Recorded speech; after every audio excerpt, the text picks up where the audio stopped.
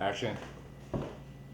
Drinking and driving is one of the scariest problems in society for me. It's just concerning knowing that there could be people out on the road while I'm out there also not in control of their vehicles.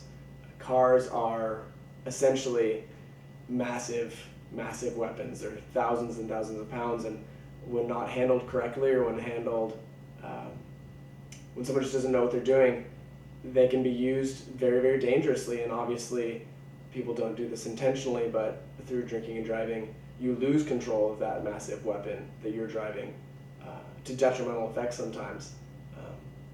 People can be hurt for a very dumb mistake. Drinking and driving can be solved very, very simply by having a designated driver or by taking a cab, by drinking in a more secluded place like your home or a friend's house that you can stay the night at. And it's just so sad to me that something so simple to avoid can lead to so much pain and so much death. It's tragic that somebody can be just slightly under the influence, and their reaction time will be delayed enough to swerve at the wrong time, or they'll become unaware and drift into another lane, or they won't see a car coming and they'll try to shoot for a gap that they can't make, and they'll hit and hurt other people. I know even when I'm driving tired, after a long night, I start to slowly lose control and am not aware.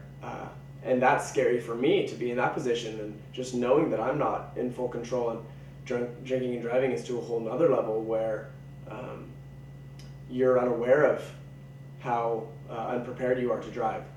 And that's even worse when there's that false sense of confidence there. So people are dangerous and people can't control themselves in their car, but they don't know and they seem totally fine.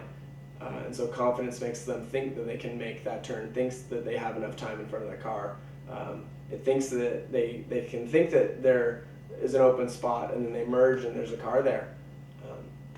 So it's just the combination of all of that, really. And I think what it comes down to in the end is just an unawareness of what drinking can do, and honestly, and selfishness on top of that. Getting in a car drunk or tipsy at all is really selfish. You're putting your own priorities and your own needs above others. You're saying that you can drive yourself when in reality, even if there's a slight chance that you're going to put someone else in danger, you need to be thinking about them first. You need to be thinking about your friends that you're going to be driving. You need to be thinking about the other cars on the road and the other people that are out there driving and the pedestrians that are walking alongside of you, because when you get in that car drunk, you're thinking of yourself above all of them, and you've made yourself more important than all of them. And so I think what it comes down to in the end is comes down to just a central mindset, just a selfishness. So there's more problems than one, but unfortunately everything in this whole situation leads to just tragic accidents and deaths of people that don't deserve to die. So drinking, driving is one of the scariest problems, like I said, in America. And it's so unfortunate how hurt people become and how many people it affects every year.